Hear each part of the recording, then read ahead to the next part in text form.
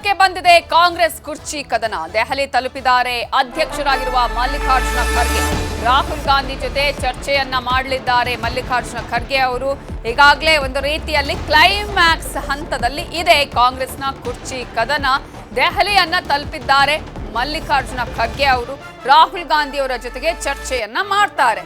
So power sharing ವಿಚಾರಕ್ಕೆ ಸಂಬಂಧಪಟ್ಟ ಹಾಗೆ ಅವರು ಕೊಟ್ಟಿರುವಂತಹ ರಿಯಾಕ್ಷನ್ ಏನಪ್ಪಾ ಅಂತ ಹೇಳಿದ್ರೆ, ಈ ವಿಚಾರವನ್ನ ಇಲ್ಲಿ ಹೇಳುವಂತಹದ್ದಲ್ಲ, ಬಹಿರಂಗವಾಗಿ ಮಾತನಾಡುವ ವಿಚಾರವೂ ಅಲ್ಲ. ರಾಹುಲ್ ಗಾಂಧಿ ಅವರ ಜೊತೆಗೆ ಮೀಟಿಂಗ್ ವೇಳೆ ನಾನು ಈ ಎಲ್ಲಾ ವಿಚಾರಗಳಿಗೆ ಸಂಬಂಧಪಟ್ಟ ಹಾಗೆ ಚರ್ಚೆಯನ್ನ ಮಾಡ್ತೇನೆ ಅಂತ ಹೇಳಿ ದೆಹಲಿಯಲ್ಲಿ ಎಐಸಿಸಿ ಅಧ್ಯಕ್ಷರಾಗಿರುವ ಮಲ್ಲಿಕಾರ್ಜುನ ಖರ್ಗೆ ಅವರು ಹೇಳಿಕೆಯನ್ನ ಕೊಟ್ಟಿದ್ದಾರೆ. ಇನ್ನು ಬೆಂಗಳೂರಿನಿಂದ ದೆಹಲಿಗೆ ತೆರಳಿದ್ದಾರೆ ಖರ್ಗೆ. ಕುತೂಹಲ ಮೂಡಿಸಿದೆ ಕಾಂಗ್ರೆಸ್ ಹೈಕಮಾಂಡ್ನ ನಡೆ. ಈಗಾಗಲೇ ರಾಹುಲ್ ಗಾಂಧಿ ಅವರು ಸೂಚನೆಯನ್ನ ಕೊಟ್ಟಿದ್ರು ಮಲ್ಲಿಕಾರ್ಜುನ ಖರ್ಗೆ ಅವರಿಗೆ, ಏನಾಗಿದೆ, ಯಾವ ರೀತಿಯಾಗಿ ಈ ಒಂದು ಕಚ್ಚಾಟ ನಡೀತಾ ಇದೆ ಅದನ್ನ ಶಮನಗೊಳಿಸಿ ಅನ್ನುವಂತಹ ಒಂದು ವಿಚಾರವನ್ನ ಹೇಳಿದ್ರು. ಅದೇ ಕಾರಣಕ್ಕಾಗಿ ಬೆಂಗಳೂರಿಗೆ ಬಂದಿದ್ರು ಎಐಸಿಸಿ ಅಧ್ಯಕ್ಷರಾಗಿರುವ ಮಲ್ಲಿಕಾರ್ಜುನ ಖರ್ಗೆ. ಸಿದ್ದರಾಮಯ್ಯ ಅವರ ಜೊತೆ ಆಲ್ಮೋಸ್ಟ್ 1 ಗಂಟೆಗಳ ಕಾಲ ಮಾತಾಡಿದ್ದಾರೆ. ಈ ಎಲ್ಲಾ ಬೆಳವಣಿಗೆಗಳ ಬಗ್ಗೆ ಚರ್ಚೆಯನ್ನ ಮಾಡಿದ್ದಾರೆ. ಜೊತೆಗೆ ಸಿದ್ದರಾಮಯ್ಯ ಅವರ ಬಣ, ಅವರ ಆಪ್ತ ಶಾಸಕರು, ಸಚಿವರುಗಳು, ಡಿಕೆಶಿ ಬಣ, ಹೀಗೆ ತಟಸ್ಥ ಬಣ ಎಲ್ಲರ ಜೊತೆ ಕೂಡ ಅಭಿಪ್ರಾಯವನ್ನ ಸಂಗ್ರಹ ಮಾಡಿದ್ದಾರೆ.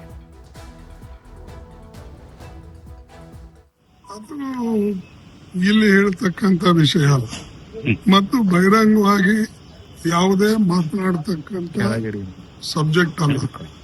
ನಾವು ವಿಶೇಷವಾಗಿ ನಾನು ಬಂದಿದ್ದಿಲ್ಲಿ 26 ನಮ್ಮ ನವೆಂಬರ್ ಕಾನ್ಸ್ಟಿಟ್ಯೂಷನ್ ಡೇ ಇದೆ. ಅದಕ್ಕಾಗಿ ನನಗೆ ಇನ್ವಿಟೇಷನ್ ಇದೆ.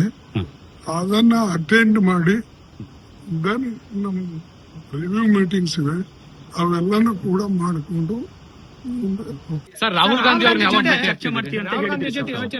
ನೋಡಿ, ಅವರು ನಿಮ್ಗೆಲ್ಲರಿಗೂ ಗೊತ್ತಿದೆ ಅಧ್ಯಕ್ಷರು ಎಲ್ಲಿ ಹೋಗಿ ಚರ್ಚೆ ಮಾಡೋದು.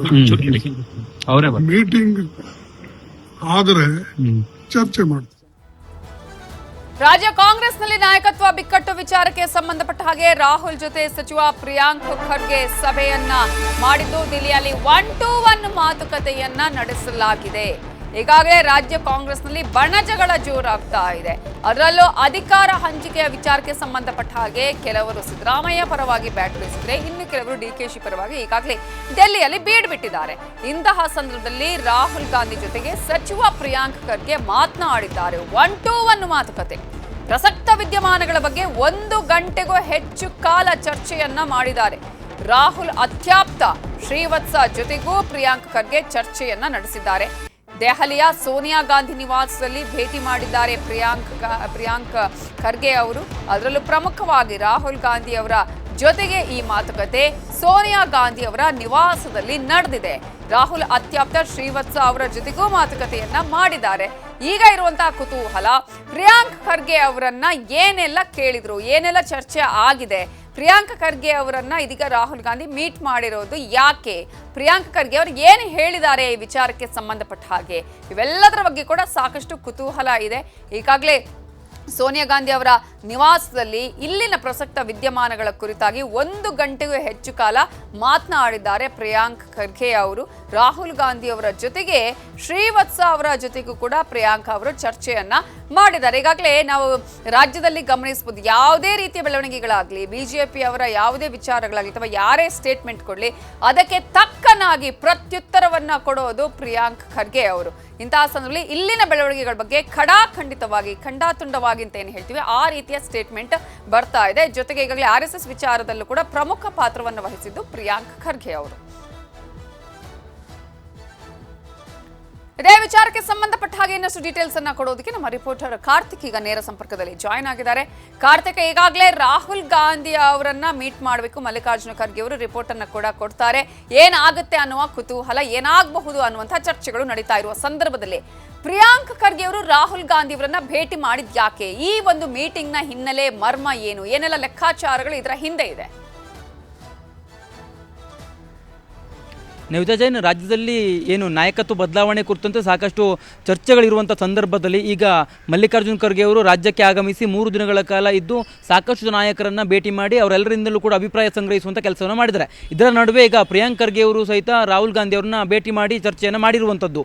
ಈ ಒಂದು ಚರ್ಚೆಯ ಹಿನ್ನೆಲೆಯನ್ನು ನೋಡೋದಾದರೆ ರಾಹುಲ್ ಗಾಂಧಿ ಅವರು ಹೆಚ್ಚಿನ ಪ್ರಮಾಣದಲ್ಲಿ ಪ್ರಿಯಾಂಕ್ ಖರ್ಗೆ ಅವರಿಂದ ರಾಜ್ಯ ರಾಜಕಾರಣದ ಕುರಿತಂತೆ ಸಾಕಷ್ಟು ಮಾಹಿತಿಗಳನ್ನು ಕೂಡ ಪಡೆದಿದ್ದಾರೆ ಅನ್ನುವಂಥದ್ದು ಈಗ ಗೊತ್ತಾಗ್ತಾ ಇರತಕ್ಕಂಥ ಮಾಹಿತಿ. ಪ್ರಮುಖವಾಗಿ ಸಿಎಂ ಸಿದ್ದರಾಮಯ್ಯನವ್ರನ್ನ ಈ ಒಂದು ಸಿಎಂ ಸ್ಥಾನದಿಂದ ಕೆಳಗಿಳಿಸಿದರೆ ಸಾಧಕ ಬಾಧಕಗಳೇನು ಅನ್ನುವಂಥ ವಿಚಾರವಾಗಿಯೂ ಕೂಡ ಮಾಹಿತಿಯನ್ನು ಪಡೆದುಕೊಂಡಿದ್ದಾರೆ. ಅದರ ಜೊತೆಗೆ ಸಿಎಂ ಡಿ.ಕೆ. ಶಿವಕುಮಾರ್ ಅವರನ್ನು ಸಿಎಂ ಸ್ಥಾನದಲ್ಲಿ ಕುಳಿಸಿದ್ರೆ ಏನೆಲ್ಲ ಆಗಬಹುದು, ಏನೆಲ್ಲ ಲಾಭಗಳಾಗಬಹುದು ಅಥವಾ ನಷ್ಟಗಳಾಗುವಂಥ ಸಾಧ್ಯತೆಗಳೇನಾದರೂ ಇದೆಯಾ, ಈ ಎಲ್ಲ ಆ್ಯಂಗಲ್ಗಳಿಂದಲೂ ಕೂಡ ಮಾಹಿತಿ ಸಂಗ್ರಹಿಸುವಂಥ ಕೆಲಸವನ್ನು ರಾಹುಲ್ ಗಾಂಧಿ ಅವರು ಮಾಡಿರುವಂಥದ್ದು. ಪ್ರಮುಖವಾಗಿ ಪ್ರಿಯಾಂಕ್ ಖರ್ಗೆ ಅವರ ಒಂದು ಚರ್ಚೆ ಇದೆಯಲ್ಲ, ಇದು ಸಾಕಷ್ಟು ಮಹತ್ವವನ್ನು ಕೂಡ ಪಡೆದುಕೊಂಡಿದೆ. ನಿನ್ನೆ ಮಾತ್ರ ಬಿ.ಕೆ. ಹರಿಪ್ರಸಾದ್ ಅವರು ಭೇಟಿಯನ್ನು ಮಾಡಿದರು ರಾಹುಲ್ ಗಾಂಧಿ ಅವರನ್ನು, ಅಲ್ಲಿ ಸಾಕಷ್ಟು ಚರ್ಚೆಯನ್ನು ಕೂಡ ಮಾಡಿದರು. ಬಿ.ಕೆ. ಹರಿಪ್ರಸಾದ್ ಅವರ ಆಪ್ತ ಮೂಲಗಳು ಹೇಳಿರುವಂಥ ಪ್ರಕಾರ ಅದು ಹರಿಯಾಣ ರಾಜ್ಯದ ರಾಜಕಾರಣಕ್ಕೆ ಮಾತ್ರ ಸೀಮಿತ ಆಗಿತ್ತು ಅನ್ನುವಂಥದ್ದು. ಆದರೆ ಅದೆಲ್ಲವನ್ನು ಕೂಡ ನಾವು ಏಕಾಏಕಿ ಸ್ವೀಕರಿಸೋದಕ್ಕೆ ಆಗೋದಿಲ್ಲ, ಕೇವಲ ಒಂದು ಆ್ಯಂಗಲ್ನಲ್ಲಿ ತೆಗೆದುಕೊಳ್ಳೋದಕ್ಕೆ ಆಗೋದಿಲ್ಲ. ರಾಜ್ಯ ರಾಜಕಾರಣದ ಕುರಿತಾಗಿಯೂ ಕೂಡ ಚರ್ಚೆಯನ್ನು ಮಾಡಿರುವಂಥ ಸಾಧ್ಯತೆಗಳು ಕೂಡ ಇತ್ತು.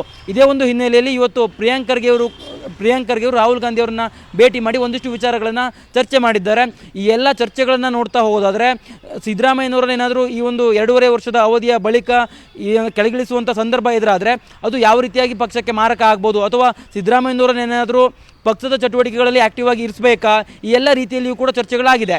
ಅದರ ಜೊತೆಗೆ ಮಲ್ಲಿಕಾರ್ಜುನ್ ಖರ್ಗೆ ಅವರು ಸಹಿತ ದೆಹಲಿಯಲ್ಲಿ ಮಾಧ್ಯಮಗಳೊಂದಿಗೆ ಮಾತನ್ನು ಕೂಡ ಆಡಿರ್ತಕ್ಕಂಥದ್ದು.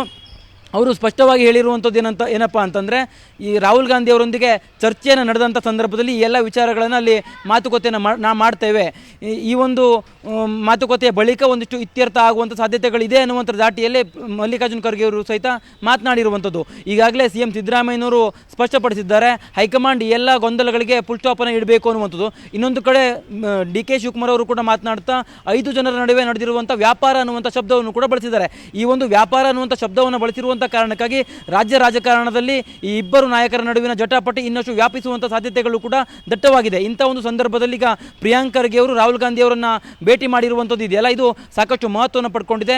ರಾಜ್ಯ ರಾಜಕಾರಣದಲ್ಲಿ ಎಲ್ಲೋ ಒಂದು ಕಡೆ ಒಂದಿಷ್ಟು ವಿಚಾರಗಳನ್ನು ಇಲ್ಲಿ ಆಗ್ತಾ ಇರತಕ್ಕಂಥ ಸಾಧಕ ಬಾಧಕಗಳ ವಿಚಾರವನ್ನು ಗುಪ್ತವಾಗಿ ಪ್ರಿಯಾಂಕ್ ಖರ್ಗೆ ಅವರ ಮೂಲಕ ರಾಹುಲ್ ಗಾಂಧಿ ಅವರು ಪಡೆದುಕೊಂಡಿದ್ದಾರೆ. ಅದರ ಜೊತೆಗೆ ಮಲ್ಲಿಕಾರ್ಜುನ್ ಖರ್ಗೆ ಅವರು ಸಹಿತ 3 ದಿನಗಳ ಕಾಲ ರಾಜ್ಯದಲ್ಲಿದ್ದು ಒಂದಿಷ್ಟು ಮಾಹಿತಿಯನ್ನು ಸಂಗ್ರಹಿಸಿರುವಂಥ ಕಾರಣಕ್ಕಾಗಿ ಅವರ ಏನು ಸಿದ್ಧಪಡಿಸಿರ್ತಕ್ಕಂಥ ವರದಿ ಇದೆಯಲ್ಲ, ಇದೆಲ್ಲವನ್ನು ಕೂಡ ಆಧರಿಸಿ ರಾಹುಲ್ ಗಾಂಧಿ, ಸೋನಿಯಾ ಗಾಂಧಿ ಹಾಗೂ ವೇಣುಗೋಪಾಲ್ ಒಂದು ಸಭೆಯನ್ನು ಮಾಡಿ ಅಂತಿಮ ತೀರ್ಮಾನವನ್ನು ತೆಗೆದುಕೊಳ್ಳುವಂಥ ಸಾಧ್ಯತೆಯೂ ಕೂಡ ಇರುವಂಥದ್ದು.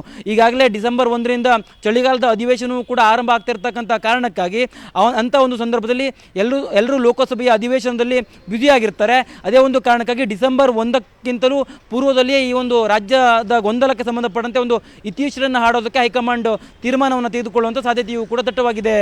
ನವಿತಾ ಜೈನ್, ಥ್ಯಾಂಕ್ ಯು ಕಾರ್ತಿಕ್ ಡೀಟೇಲ್ಸ್ಗೆ. ಕುರ್ಚಿ ವಿಚಾರಕ್ಕೆ ಸಂಬಂಧಪಟ್ಟ ಹಾಗೆ ಈಗಾಗಲೇ ಸಾಕಷ್ಟು ಡೆವಲಪ್ಮೆಂಟ್ಸ್ ಆಗ್ತಾ ಇರುವ ಸಂದರ್ಭದಲ್ಲಿ ಕುರ್ಚಿ ವಿಚಾರವನ್ನ ಹೈಕಮಾಂಡ್ ನಿರ್ಧರಿಸುತ್ತೆ. ವರಿಷ್ಠರು ಹೇಳಿದ್ದನ್ನ ಕೇಳೋದಕ್ಕೆ ನಾವು ರೆಡಿ ಅಂತ ಹೇಳಿ ಬೆಂಗಳೂರಲ್ಲಿ ಸಿಎಂ ಸಿದ್ದರಾಮಯ್ಯ ಹೇಳಿಕೆಯನ್ನ ಕೊಟ್ಟಿದ್ದಾರೆ. ಈಗ ಕಳೆದ ಕೆಲವು ದಿನಗಳ ಹಿಂದೆ ಕೊಡ್ತಾ ಇದ್ದಂತಹ ಸ್ಟೇಟ್ಮೆಂಟ್ಗೂ ಇದೀಗ ಸಿದ್ದರಾಮಯ್ಯ ಅವರ ಸ್ಟೇಟ್ಮೆಂಟ್ ಅಲ್ಲೂ ಕೂಡ ನಾವು ಗಮನಿಸಬೇಕು, ಹೈಕಮಾಂಡ್ ವಿಚಾರವನ್ನ ಹೇಳ್ತಾನೆ ಇದ್ದಾರೆ. ಆದ್ರೆ ಹೈಕಮಾಂಡ್ ಹೇಳಿದ್ರೆ ನಾವು ರೆಡಿ, ಅವ್ರು ಏನು ಹೇಳ್ತಾರೆ ಅದನ್ನ ಪಾಲಿಸೋದಕ್ಕೆ ನಾವು ರೆಡಿ ಅಂತ ಹೇಳ್ತಾ ಇದ್ದಾರೆ ಸಿದ್ದರಾಮಯ್ಯ ಅವರು.